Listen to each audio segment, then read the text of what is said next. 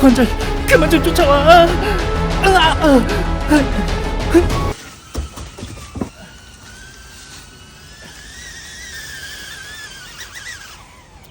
오케이, 잘했어. 수고했어.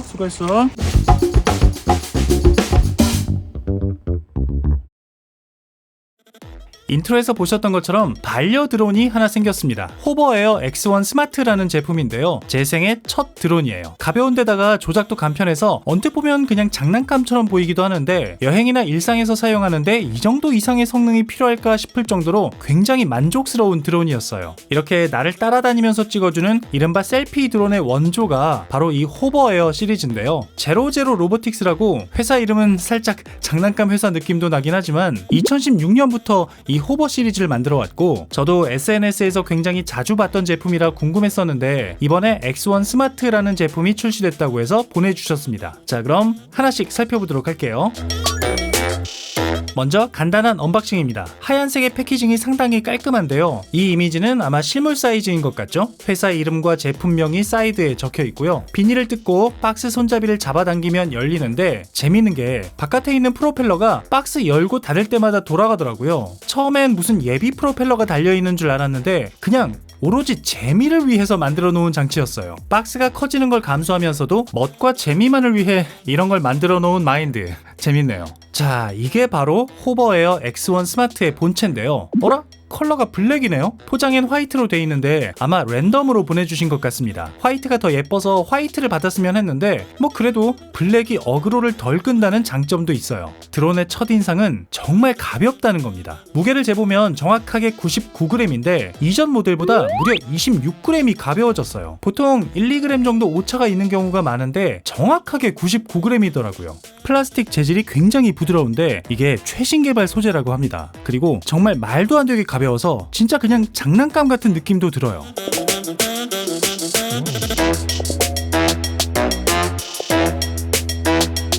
구성품으로는 먼저 설명서가 있고요. 한글 설명도 되어 있네요.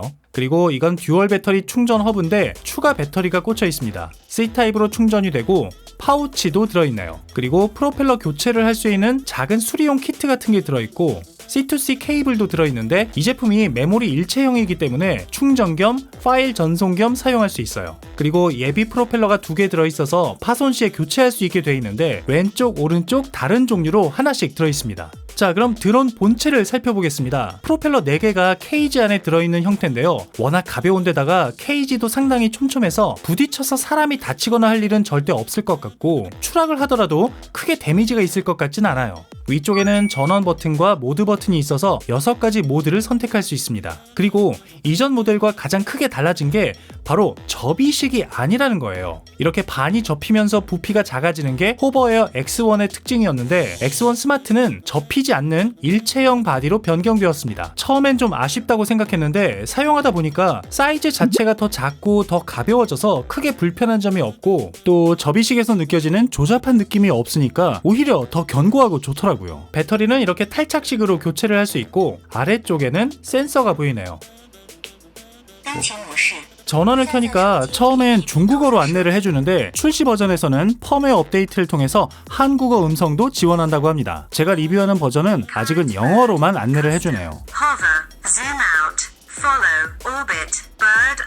스펙을 간단히 살펴보면 최대 속도 8m/s에 최대 10분 비행이 가능하고 영상 해상도는 최대 2.7K 30프레임에 1080 60p를 지원하고 세로 모드도 가능한데 1080 30p를 지원합니다. 아쉽지만 4K는 지원하지 않아요. 메모리는 32기가로 일체형 내장 메모리인데요. 별도로 메모리 카드가 필요하진 않지만 다소 용량이 적게 느껴지기도 해서 메모리 확장이 안 되는 건 좀 아쉬운 부분이에요.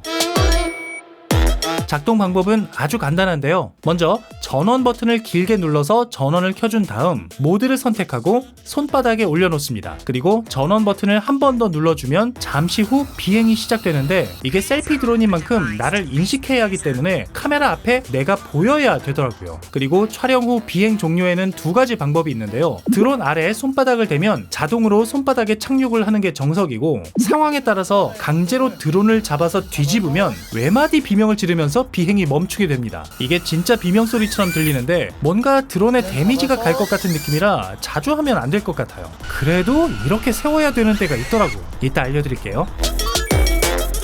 자, 그럼 촬영 모드별로 테스트를 해보겠습니다. 촬영 모드는 인포그래픽으로 직관적으로 어떤 기능인지 알 수 있는데요. 먼저 호버 모드예요.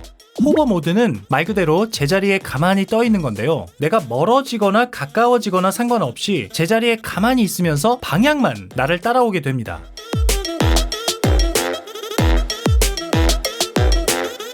두 번째는 줌아웃 모드인데요. 우리말로는 점점 멀어짐이라고 하는데 번역이 좀 어색해서 그냥 영어 표현을 사용하도록 할게요. 줌아웃은 말 그대로 멀어지면서 촬영을 해주는 건데요. 멀어졌다가 돌아올 때까지 촬영을 해줍니다. 멀어지는 거리도 설정을 할 수 있는데요. 최소 1.5m에서 최대 9m까지 가능하고 상승 높이도 설정할 수 있어요.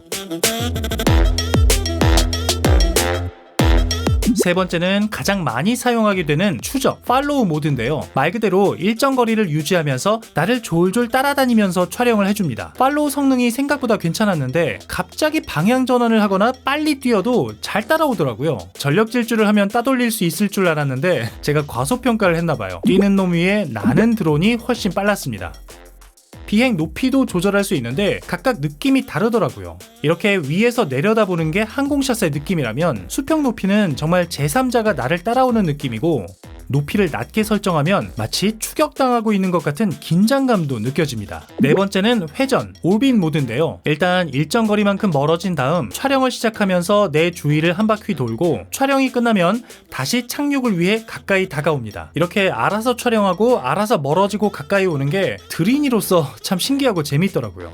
회전 반경도 설정할 수 있는데 최소 1.5m에서 최대 6m까지 설정이 가능해서 굉장히 드라마틱한 장면을 연출할 수 있습니다. 게다가 드론이 상당히 안정적이어서 배속을 높여도 흔들림이 전혀 없는 게 마음에 들었어요. 물론 반경이 멀어질수록 촬영 시간은 좀 오래 걸립니다. 다섯 번째는 버드 아이 뷰입니다. 수직 방향으로 상승하면서 촬영을 해주는 건데요. 우리말로는 하향 촬영이라고 되어 있어서 표현이 좀 헷갈리긴 합니다. 버드 아이 뷰도 마찬가지로 바로 촬영을 시작하는 게 아니라 일정 높이의 자리를 잡은 다음 촬영을 시작하는데요. 높이는 최소 5m에서 최대 15m까지 설정할 수 있어요.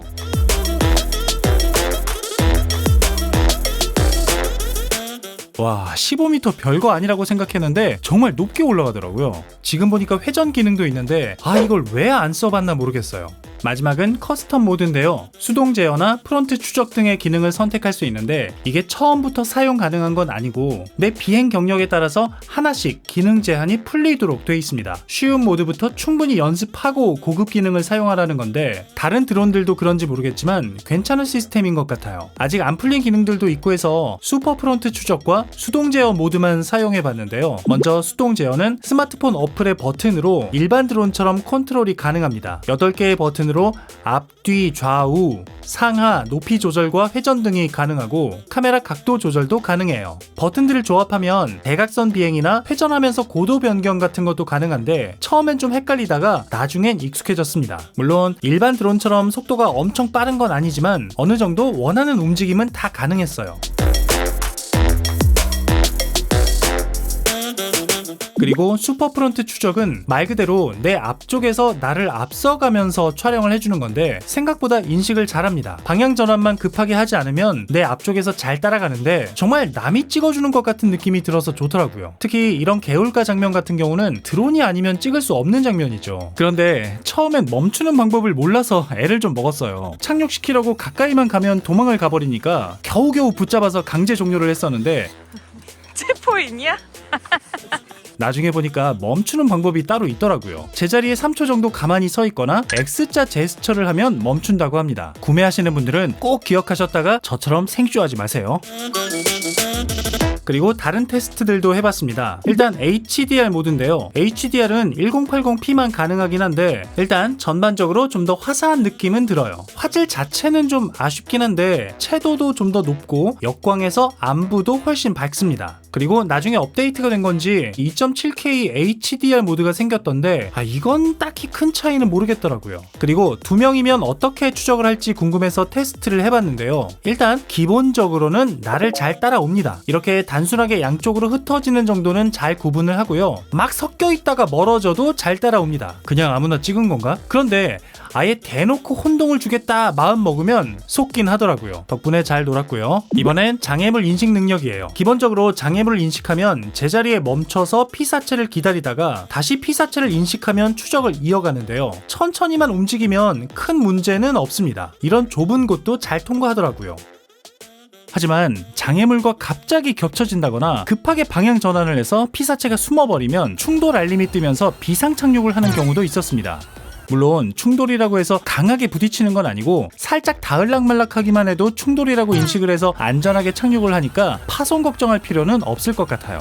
그리고 소음 테스트도 해봤는데요. 여기 드론 공원의 기본 소음이 50dB 정도인데 3m 떨어진 곳에서 60dB 정도로 그렇게 소음이 크진 않았습니다. 물론 가까이 가면 좀 더 시끄럽긴 하지만 그렇게 어그로를 끌만할 것 같진 않았어요. 음성 녹음 테스트도 해봤는데요. 지금 녹음이 드론으로 들어가는 건지 핸드폰으로 들어가는 건지 잘 모르겠어요. 마이크 테스트 하나 둘 셋. 마이크 시험 중. 마이크 시험 중. 마이크 시험 중입니다. 마이크 시험 중 하나 둘 셋. 자, 어떻게 들리는지 모르겠네요. 녹음 성능은 괜찮은 것 같은데 잡음 제거 성능도 괜찮고, 근데 굳이 이렇게까지 녹음을 해야 되나 싶은 그런 근본적인 의문이 들긴 해요. 음성은 어플에 연결했을 때 스마트폰 마이크를 사용해서 녹음을 할 수 있는데 프로펠러 소음을 상당히 잘 잡아주는 모습이었습니다. 다만 음성은 스마트폰에 저장되기 때문에 영상을 스마트폰에서 다운받아야 사용할 수 있어요. 그리고 제스처 촬영 모드도 지원을 하는데 호버 모드에서 V를 하면 사진을 찍어주는 거거든요. 기능은 괜찮은데 사실 드론은 영상 위주라 그렇게 자주 사용할 것 같진 않아요. 호버에어 X1 스마트의 장단점을 정리해보면 일단 조작법이 너무 간단합니다. 따로 컨트롤러가 필요 없이 알아서 촬영을 해주니까 너무 좋았고 99g으로 가볍고 작아서 휴대하기도 좋아요. 다른 드론들 보면 따로 케이스도 필요하고 거의 가방 하나를 따로 들고 다녀야 할 정도인데 얘는 그냥 파우치에 넣어서 주머니에 넣어도 되고 가방 한 켠에 넣어도 되니까 그게 너무 편했어요. 망가질 우려가 있기 때문에 바지 뒷주머니에 넣으면 안 되겠지만 바지 뒷주머니에도 들어갑니다. 케이지가 프로펠러를 보호해주니까 충돌 시 파손 위험도 적고 사람이 다칠 염려도 없어요. 그리고 세로 촬영도 가능해서 요즘 쇼폼 영상 만들기도 좋습니다. 어플 기능도 마음에 드는데 연결 속도도 빠르고 이런 애니메이션이라든가 직관적으로 사용 방법을 표현해주는 것도 좋네요. 번역은 아직 좀 아쉬운 점이라면 뭐니뭐니 해도 일체형 메모리라는 게 좀 아쉽죠. 32기가 내장 메모리라 메모리 추가가 안 되고 파일 전송 시에도 케이블을 사용하거나 스마트폰 앱으로 다운받아야 하는데 셀피 드론이 길게 찍는 용도가 아니긴 하지만 그래도 32기가는 좀 적게 느껴지긴 합니다. 제가 리뷰 용도로 테스트 영상만 찍었는데 벌써 14기가밖에 안 남았더라고요. 그리고 아까 말씀드렸듯이 배터리가 생각보다 빨리 닳습니다. 스펙상 최대 촬영 시간이 10분이라고는 하는데 실제 사용해 봤을 때는 대략 5분 남짓 정도 되는 것 같더라고요. 오래 촬영하긴 어렵고 배터리 바로바로 충전하면서 교대로 촬영을 해야 할 것 같은데 그래도 급속 충전이라 충전이 빨리 되긴 합니다. 가격도 약간 진입장벽이 될 것 같긴 해요. 호버에어 X1 스마트는 와디즈 펀딩으로 국내에 첫 선을 보이는데요. 얼리버드부터 대략 5-60만원대로 편성이 되어 있는데 드론이라고 생각하면 적당한 것 같은데 상대적으로 기체가 너무 작다 보니까 좀 높은 가격으로 느껴지기도 합니다. 12월 2일 펀딩 시작이니까 관심이 있으신 분들은 최대한 일찍 신청하시는 게 좋을 것 같고 다만 1000명이 넘으면 추가 배터리 증정을 한다고 하거든요. 그럼 배터리가 3개가 되는 거라 좀 더 여유롭게 사용할 수 있으니까 1000명 펀딩도 기대해보시면 어떨까 싶네요. 호버에어 X1 스마트 전반적으로 퍼포먼스 자체는 상당히 마음에 들었습니다. 수동 제어 모드가 있긴 하지만 굳이 사용할 일이 있을까 싶을 정도로 기본 모드로도 충분한 느낌이었어요. 퍼포먼스가 중요한 FPV 드론을 제외하고는 일반 사용자들이 드론을 사용하는 목적은 크게 두 가지가 아닐까 싶은데요. 드론을 높이 날려서 특정 장소의 전경을 보여주거나 여행지에서 즐기고 있는 나 자신이나 일행들을 촬영하는 거죠. 저 같은 경우는 액션캠으로도 셀카를 주로 찍는 편이라 드론 역시 셀피용으로 주로 사용하게 될 것 같은데 굳이 250g 이하급 드론까지는 필요 없지 않나 싶어요. 특히 브이로그 찍으시는 분들 내 영상에 멋진 앵글로 짧게 사용하는 정도라면 사실 추적 모드나 회전 모드만으로도 충분할 것 같습니다. 제가 맨날 야매 페이크 드론샷 찍는 법만 올리고 했었는데 실제 드론샷이 다르긴 다르더라고요. 다만 99g이라고 해도 행정적으로는 250g 이하 드론과 똑같이 취급되기 때문에 필요한 경우 비행 승인을 받거나 촬영 신고를 해야 하는 규정은 동일하게 적용됩니다. 이 정도 드론은 좀 더 규제를 완화해줘도 되지 않나 싶은 생각도 들긴 하지만 그래도 지킬 건 지켜야겠죠? 네, 지금까지 제 첫 반려드론 호버에어 X1 스마트 리뷰였는데요. 아무쪼록 궁금하셨던 분들에게 도움이 됐으면 하고요. 영상이 마음에 드셨다면 구독, 좋아요도 아끼지 마시기 바라고, 궁금하신 점이나 의견 있으시면 댓글 마구마구 남겨주시기 바랍니다. 제가 다 읽어볼 거예요. 그럼 오늘도 영상 봐주셔서 감사드리고요. 전 다음 영상에서 또 인사드릴게요. 안녕히 계세요. 아, 뭐야?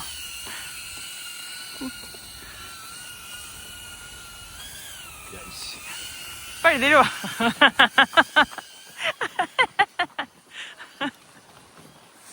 희롱당했어 지금. 체포인이야?